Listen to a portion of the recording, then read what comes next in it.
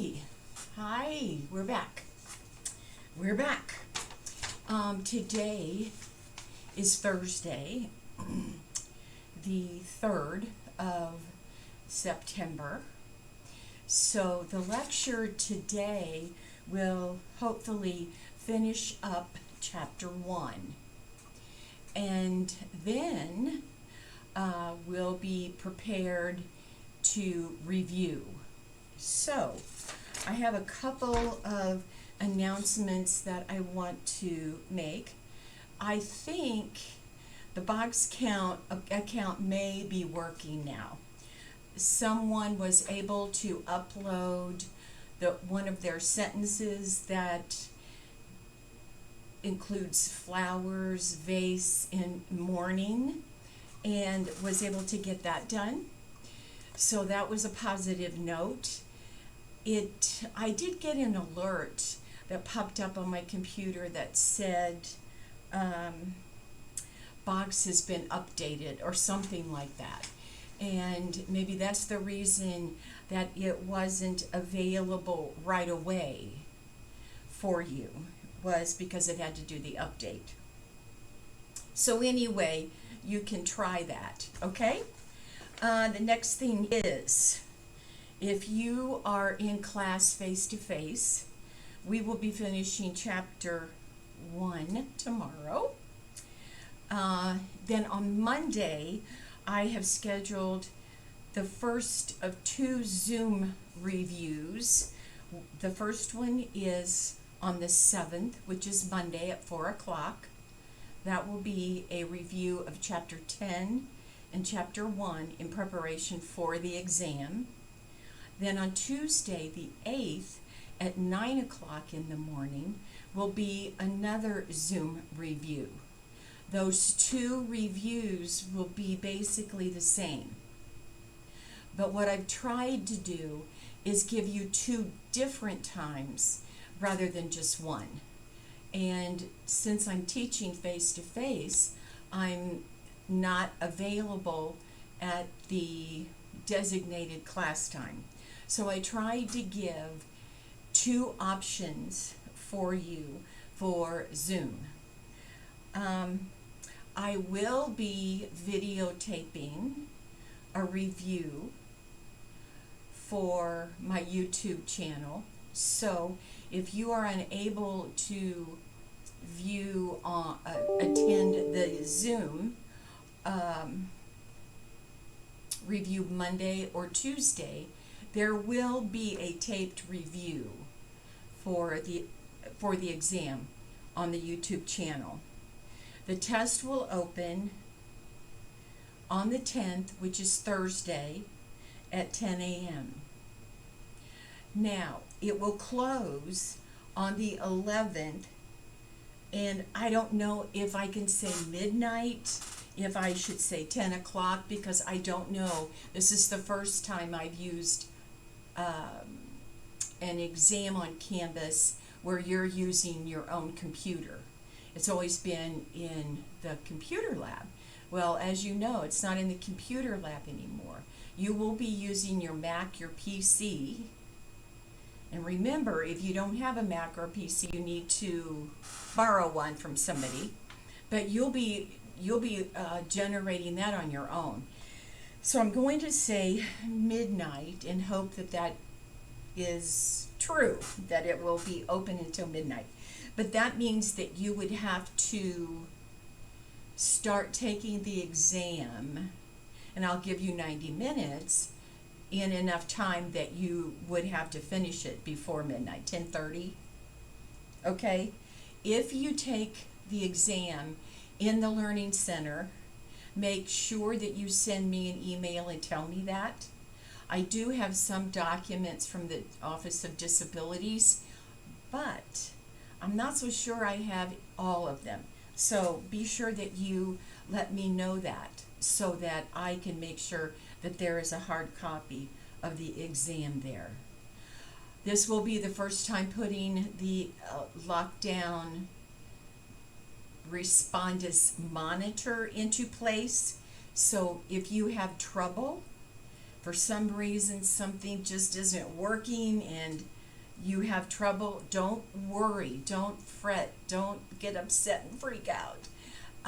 Just let me know, send me an email, and I will do what I can to make that right. I can always make it right. It may take me a little while. If we have to extend the exam, I do. It's okay. So that is the scoop, and that's the story, and that's the story. I'm sticking to it. All right.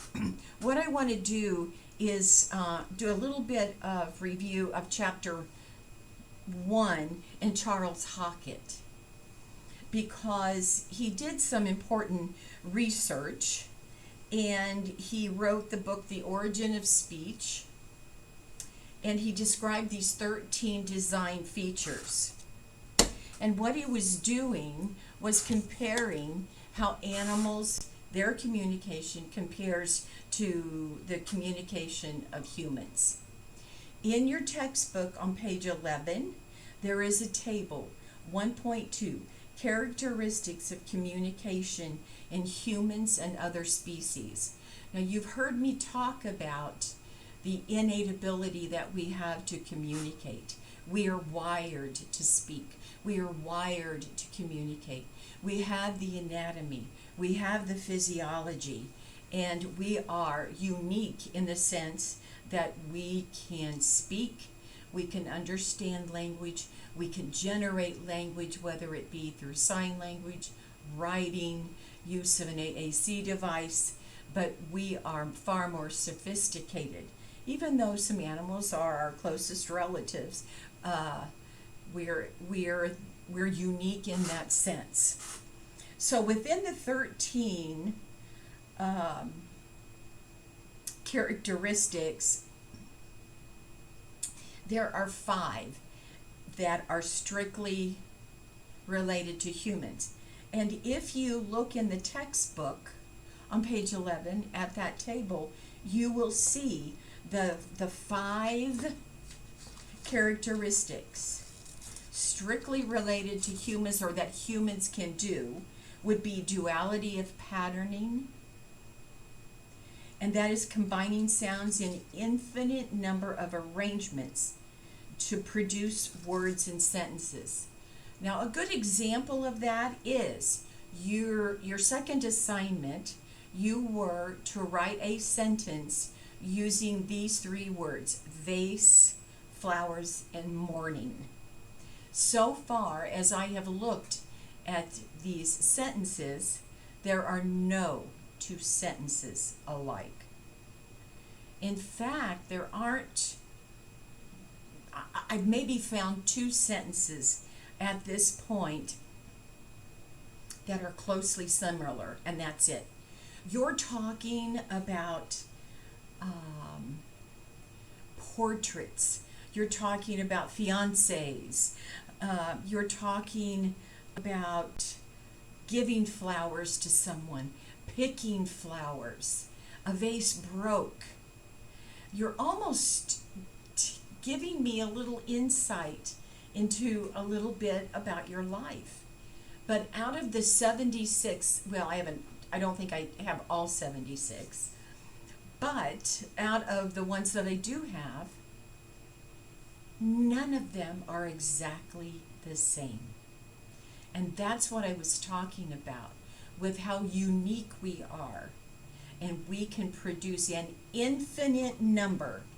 It says, Hockett says, combining sounds in an infinite number of arrangements to produce words and sentences. We have that capability.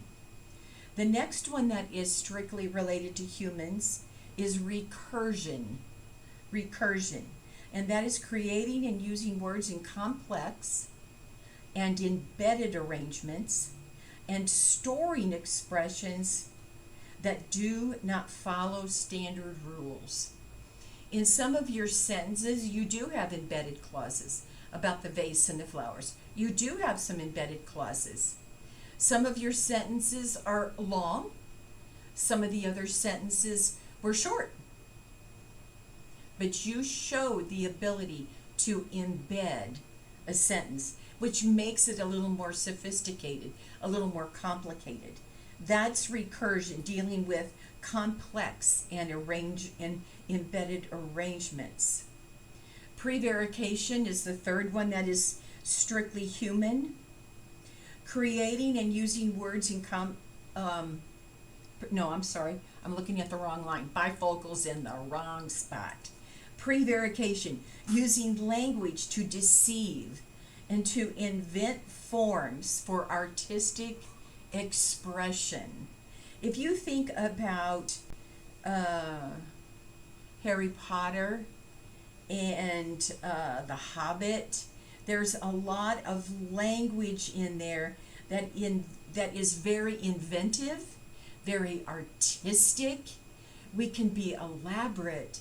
We can describe something that no one else has seen before. If you like Harry Potter, some of the dinosaurs, some of the actual scenes in the movie were very, very artistic and very creative.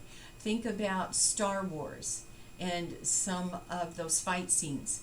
So we're using language to deceive and invent and expressing ourselves in an artistic way. And I would suspect that could be a journalist, somebody who writes novels. Those people would have that skill honed. Reflexivity, using language to reflect on and talk about language. That one is a little more difficult. We can use our language to make reflections and talk about language. I can't really give you a good example of that, and certainly that's a pretty sophisticated concept. We'll get to our text here in just a minute, and we'll see if there's a little more information about that.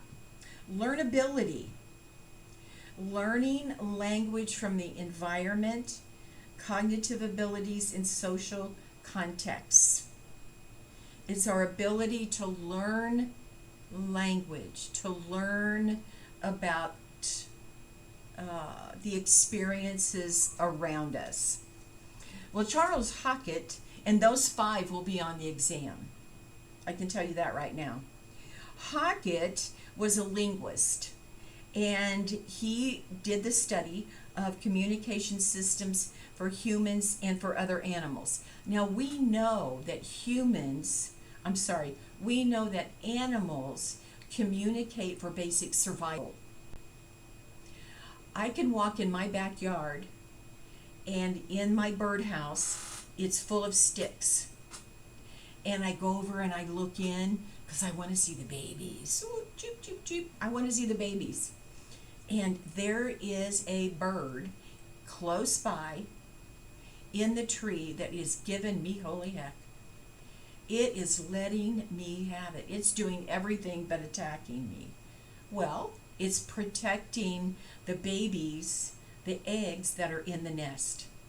So it is communicating danger. So that communication can come in the form of different sounds, different volume, different pitches. I believe a beaver uses its tail to slap the water for meaning. Some species will communicate to let other members of their group know where water is, where food is, where a predator is. For basic survival is what they're doing. We do far more than that. It's just not basic survival. And Hockett did write The Origin of the Species, in which he did explain these 13 features. And these features, some of them we know are characteristics of both of us. The first one was the vocal auditory channel. We talk, somebody listens. Somebody else talks, we listen. And the beauty in that is you can do other things while you're listening, that auditory vocal channel. We have broadcast transmission and directional reception It's just the sending and receiving of signals. But animals do the same thing. They can broadcast and transmit information. So they do it too. So 1 and 2, we share. Number 3, rapid fading. Speech is here and it's gone. It's very transitory. When an animal communicates and produces a sound, or maybe it's a motion, such as with the beaver slamming its tail down on the water, it's here and then it's gone. It doesn't linger. Okay? Animals do that, we do that. Total feedback. We have the capability of saying and monitoring what we say and how we say it. We can fine-tune that communication. And sometimes other animals can do the same thing. Other species can do the same thing. So there's the 4th one. The 5th one, specialization. Speech is specifically designed for communication and serves no other purpose. We communicate for no other purpose but to communicate. Humans at birth can distinguish sounds from one another, and they do have a preference for speech sounds. Infants will turn to a voice as opposed to hearing a ringing sound. So the specialization, and that was number 5. Vocalizations are designed for communication. Arbitrariness, there is no relationship between the sound and its meaning. Somewhere along the line, a long time ago, a chair was labeled a chair. Why? Who knows? We could maybe research the history of that word, but the arbitrariness is that there may not be a relationship between the word phone and a phone. But we have learned the name of those objects. Let's see. Discreteness, variations in sounds but limited in number and distinctiveness. Traditional transmission, instinctive and biologically acquired. Okay, humans, now those top 1, 2, 3, 4, 5, 6, 7, 8, 9 were humans and other species. This next group, 1, 2, 3, 4, will be humans but rare and limited in other species. Interchangeability. We have the unlimited exchange of communication. Doesn't matter how old you are, doesn't matter your gender. I think that if we're looking at a species, it would be monkeys that would have maybe sometimes an unlimited exchange of communication, or they would have maybe a limited exchange of communication, and it wouldn't matter how old they were or their gender. Or some other animals may be able to communicate regardless of age or gender, and certainly other species would understand what it was they were communicating. Semanticity, and it is specific messages that could convey a variety of meanings using background knowledge, situations, non-vocal information, and dialect. Wow, that encompasses a lot. And I really don't know what Hockett's examples were of, let me look here, of that one, but we can convey some very specific messages. In species, I don't have an example for that. Productivity, communication through creative combinations of symbols. It's what we can produce. It's unlimited. Displacement, communicating about things that are remote from time and space. You can displace it from the present, and we can communicate about it. Okay. And as I said, those last 5, I believe, are the ones that will be on the exam. You will be questioned about those. Hockett believed that productivity was one of the most important design features of human speech. And as I just mentioned, productivity is communication through creative combinations of those symbols. Our language is complicated. It is full of abstract symbols. And he says that productivity is one of the most important design features. I think I have mentioned in a previous lecture the rules and the structure that we have in our communication. And if we know the structure and the rules of Italian, we can understand Italians. If we know the rules and the structure of Spanish, we can understand Spanish. So as long as we're all on the same playing field with our rules and our structure, communication flows.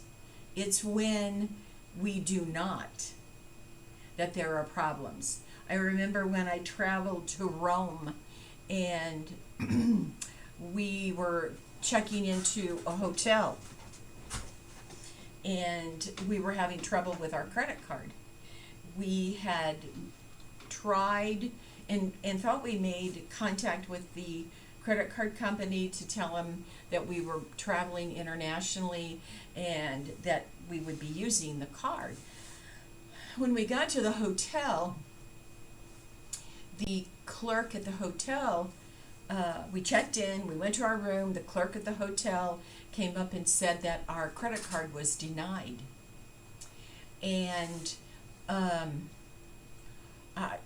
thought, oh my gosh, somebody, and we had used the card in other places, and I thought, oh my gosh, somebody got the number, they're charging all kinds of things. So we immediately called the credit card company. And they said, no, we saw where they had tried to run the credit card through, and in the United States it said it was fine. But in Rome, it was denied. The two people behind the desk were talking amongst each other. I had no idea what they were saying. It was in Italian. And so we explained to them what we were told, and it was obvious by their body language. They were communicating with facial expression, body language. They didn't believe us. They asked for my passport. They asked for some money to put in the safe in case we didn't pay our bill and we left. They said nobody else in the hotel had that problem. It was embarrassing. It was scary. I didn't know the rules. I didn't know the structure, and I couldn't communicate with them. We got it resolved, but it was a very, very tense and embarrassing situation. So knowing that language and those rules is truly a necessity. Many new words in our language now are related to technology and science, but think about all of the new words, the new communication that's related to COVID. COVID acne. There was another one, COVID distance, memes, emojis. That's been a while ago. But there are new words all the time. And we probably create more new words each year.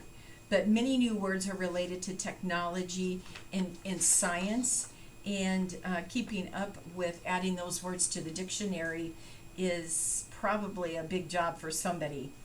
And one thing too, I like the dictionary. I want to hold it. I have a little dictionary here in my office that I refer to. I have a medical dictionary when I want to look up words.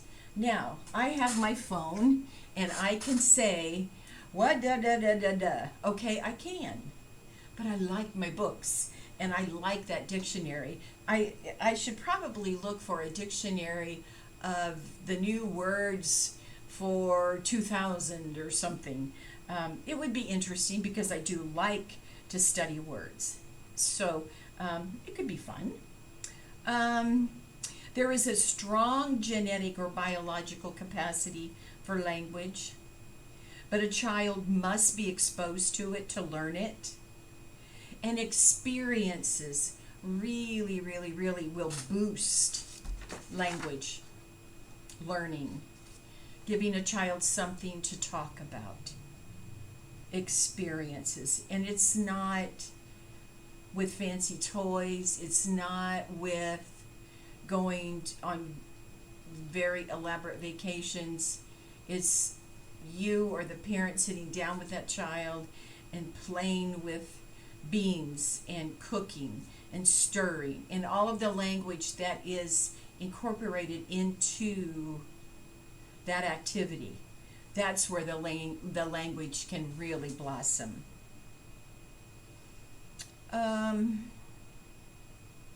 We can analyze, we can problem solve. We have the ability to say, I don't think that's true. Or, that doesn't sound right. We can self-evaluate when our words don't sound right.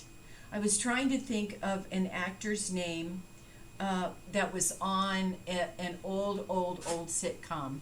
And I said it, but I thought, that doesn't sound right. His first name was Red, and his last name was Fox, Red Fox. I think that's it, but it still doesn't even sound right. I'll have to look that one up. But we can self-evaluate, determine if what you're saying is true, if it's real.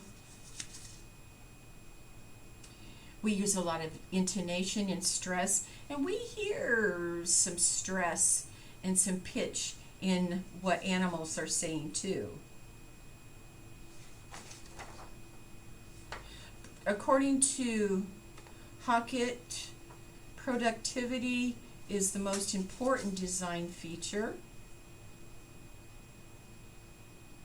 We can say things that have never been said before and take an old message and put it into a new language form. Okay, I think I've said some of that.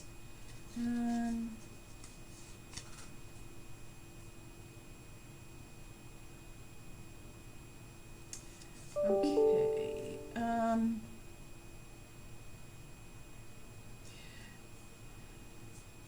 Okay. We are really closing in on the end here.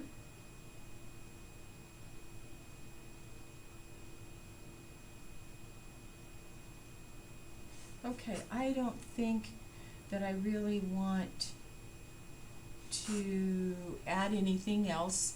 I do want to tell you again that the exam is going to be 100 points. It will be a combination of true, false, and multiple choice. If you have listened to the lectures, if you have read the text, the chapters, if you have followed the PowerPoint and made some notes, you should do fine. Shouldn't have any real trouble. So, with that being said, I think I'm going to sign off. It's been about 30 minutes, and I will hopefully see some of you in our Zoom meeting on Monday at 4, and some of you on Tuesday at 9. And also there will be a videotaped session of a complete review, and then the test opens on the 10th and closes on the 11th. Okay, see ya.